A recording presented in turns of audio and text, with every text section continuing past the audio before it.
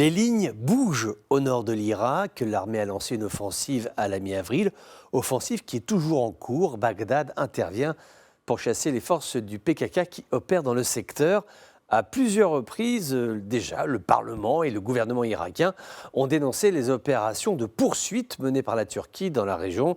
Ankara dit « si nous intervenons, c'est parce que le PKK est dans les parages ». C'est vrai que jusqu'à présent, l'armée irakienne était peu active dans la région, d'où ce changement de ton, cette intervention militaire, somme toute massive. Pendant des années, Bagdad a laissé faire et là, ça ne tient plus. L'armée va essayer d'obtenir le départ des rebelles. Ainsi, la Turquie ne pourra plus justifier ses opérations à répétition. La colère est tellement forte que les miliciens irakiens, fidèlement pro-iraniens, se sont lancés dans la bataille. Ces milices sentent qu'il y a un bénéfice politique à tirer.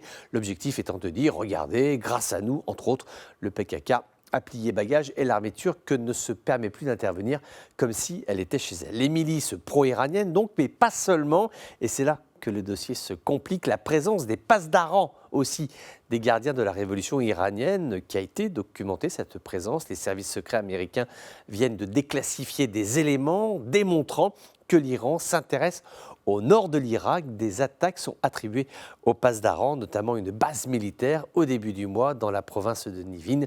C'est un nouveau paramètre, l'entrisme de l'Iran dans cette région et selon les Américains, un soutien apporté au PKK. Cette hypothèse était murmurée dans le monde obscur de l'analyse depuis quelques mois. Le fait que les Américains en parlent officiellement est indicateur d'éléments qui prouvent vraiment cette présence sur zone, même si le PKK et les gardiens de la révolution obéissent à des corpus idéologiques totalement différents sur la religion, la politique, leur vision du Proche-Orient de demain, et bien malgré tout, ils ont de solides points de convergence, au moins d'intérêt.